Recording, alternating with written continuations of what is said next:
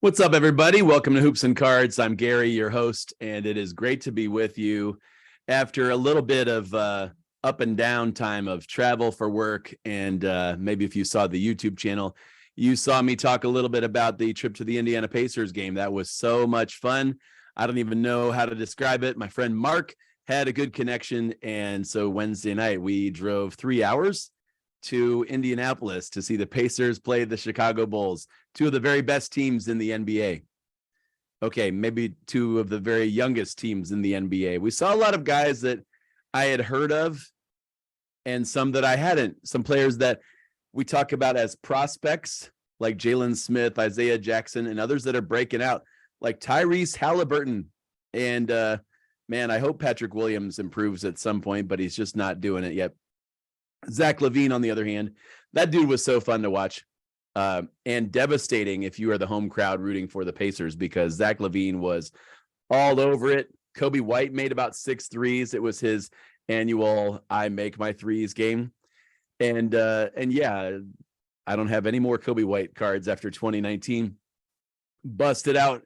He was one of the net marvels. Can you believe it? Jarrett Culver and Kobe White, the net marvels inserts from Donruss. So welcome to the show, you guys. I am grateful for listeners all around the world. There's not too many sports card podcasts out there that say, hey, we're just going to focus on one sport, let alone basketball. Let's talk about the NBA. Let's talk about the All-Star Weekend and Mac McClung and Damian Lillard. And maybe you don't want to talk about All-Star Weekend because the game, yeah, I know. Stephen A said it was a joke again. Like, it's still fun to see some of the best players on the court at the same time. And if you're a fan of the NBA, then you're gonna find positives in all of it. But you might also wish that it was more competitive, or that Donovan Mitchell's 30 points did mean something, and Jason Tatum getting 50 plus, meant something to somebody. But I digress. I'd love to know where you're at as a card collector and investor right now. Our last episode, we talked about ways to make money in this hobby, and they're still out there. In fact, we're seeing some spikes in cards in their values. And it's like, this could be a hobby that doesn't cost you any money. Even better, it could make you some money as you participate. And you that bought Mac McClung cards and sold them last Saturday, you probably made some money, just like the people 2 weeks ago made money on Cam Thomas. And the people a month from now will make money on Jalen Brunson. There are opportunities as players make headlines.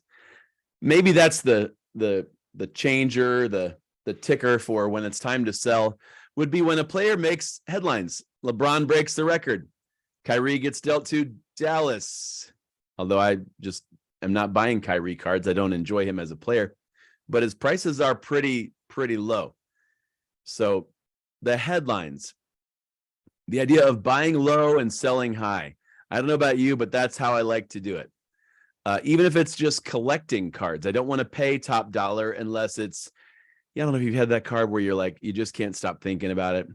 I used to be that way. Sometimes I am that way with a player or a card that I saw at a show that I'm like, I just have to get that card eventually, or I have to get a card like that.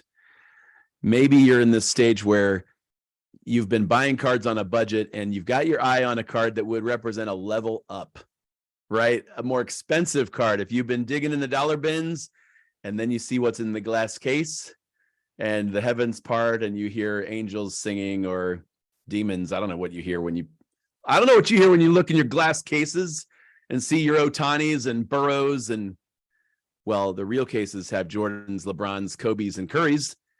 If you see the Currys in there, for me, I have just started a new spreadsheet, fellas, and ladies, where I make a list of cards that I want in my PC, my personal collection. That's one whole worksheet. That's one whole 20 cards or so.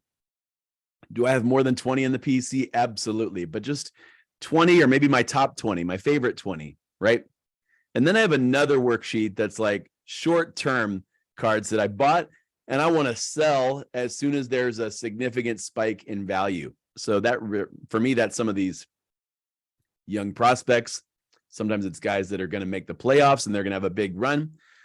Other times it's players I bought in the off season and sell in the heat of the season.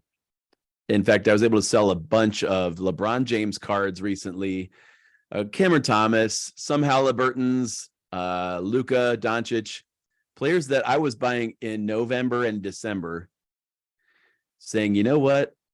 I bet these will sell, or I grade these and I bet they'll sell for more in January and February. And they did. And they did. But like a chump, I reinvested the money in more cards. Have you ever done that? Like I invested the money in more cards. And so that's where I had to say, look, how many cards do I really want or need? Some of that's just to simplify my life and focus this hobby, focus these investments for me. Some of it's to level up. Like if I have a box full of 100 cards that could be between $2 and $10, and I'm thinking, you know what? That's between $200 and $1,000. I'm trying to do the math here on the fly, live in concert. Hoops and Cards podcast coming to you on Spotify. That's right. Thanks for the gentle reminders. Spotify and Apple Podcasts, Google, Audible, Amazon, wherever you listen to podcasts. In fact, I would love it. I'm known to give out free cards, so let me know on Instagram. I'd love it if you would refer our show to your basketball friends, your NBA fan friends, because there are podcasts out there that will talk basketball, but maybe it's only like once a week, or the hot card of the week, or their auction that ended and it was super expensive, or how much they hate LeBron this week. By the way, Lucas, Tigers, and Bronze, like, you have LeBron's name in your title. Why do you got to rip on LeBron every other episode and talk about how overrated he is? I don't understand that stuff, but we can still be friends. And that's what I love about the hobby. You can have your differences of opinions. I have players that I would love to collect just to say I've got a Jordan from the 1980s, like an 88 Fleer or an 87 Fleer Jordan that's graded 7, 8, or 9. Not a lot of money right now to get into some of those, or Kobe Bryant rookies. There's some deals to be had as the basketball card market is going to go up. Guys, March is basketball month, period. March Madness, right? March with playoffs, March with we just seeing how these trades work out, and hopefully some of these injured guys. By the way, NBA players, not a good look. Your All-Star weekend and you don't have like 10 of the best players because they're all injured. Kevin Durant, Giannis plays one play in the All-Star game. Steph Curry's hurt. Zion's hurt. LeBron played like a half of the game. How many guys are going to be hurt in primetime moments over these next 3 months because of load management or DNP illness? Ooh, mysterious illness. Oh, don't test them unless you did. It's just guys are, this is the season. This is the time of the year where some playoff teams are increasing in the standings. It'll be interesting to see what teams like New York and Cleveland and now Dallas, what they do with some new toys in the shop, some new opportunities for them. I am curious to see how a team like Portland gels together, or even Toronto. They just added, what's his name? I said name, Ivica Zubats. No, they added the other guy. Oh man, from the Spurs. Oh, Jakob Poeltl. Dude, this is a basketball card podcast. If I don't know who Jakob Poeltl is, I should just be like, get off my playlist. No. Poeltl is in Toronto, and they added. We'll just see if their chemistry will work together. Maybe they could be a playoff team. They have the talent to do it, but they just aren't. I mean, kind of like the Lakers. Are these pieces parts going to fit together? Did you go all in and start buying D'Angelo Russell? I was going to say Lakers and D'Angelo at the same time, and I almost said, did you buy D'Angelo? Did you buy Malik Beasley? Did you buy Jared Vanderbilt? I mean, I found the ones I had. And I'm like, I might list these because one big game for the Lakers, Jared Vanderbilt having like a 15-point, 18 rebound night could be a thing. And that would be a time to sell. Malik Beasley could have a night where he hits 7 threes. Sold, like deal. But I'm still in on LeBron being a good value. Today's episode, I want to give you 5 buys, 5 opportunities I am seeing in the basketball card market. Some that I'm taking advantage of myself, some that I'm like, oh, I can't wait to sell other cards so I could possibly get into those cards or get into that player's card.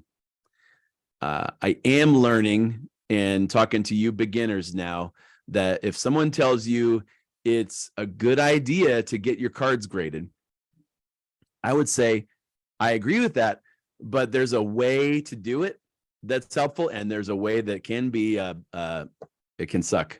It can really suck.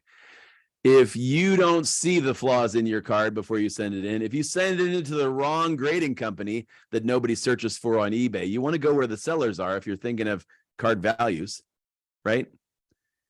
If you don't prepare or wipe or clean or properly package that card when you send it in, if you grade during the wrong season or overpay for that grading, there's a lot of ways to mess up the process. So I am glad I've had some good experiences with my PSA grades. I'm glad I've been able to sell some for profits. Some that I've added to my PC, like it or not, that personal collection is growing with cards that just didn't grade so well, but I love having that card, so I'll keep it. I will keep it. Friends, I'm going to get into 5 buys. I also want to shout out the Perfect Cereal. I'm not talking about Cinnamon Toast Crunch. I'm talking about the Perfect Cereal, Serial. This is a buddy of mine that I met on Instagram. He messaged me just like a lot of you at Hoops and Cards. And we talk about basketball cards, but some of you show me what you do or the cards that you have. He custom designs and paints cards, like limited edition or single edition, one of one cards. And he contacted me and said, hey, love the show. I was thinking about doing a specific Perfect Cereal card for Hoops and Cards, like for the podcast.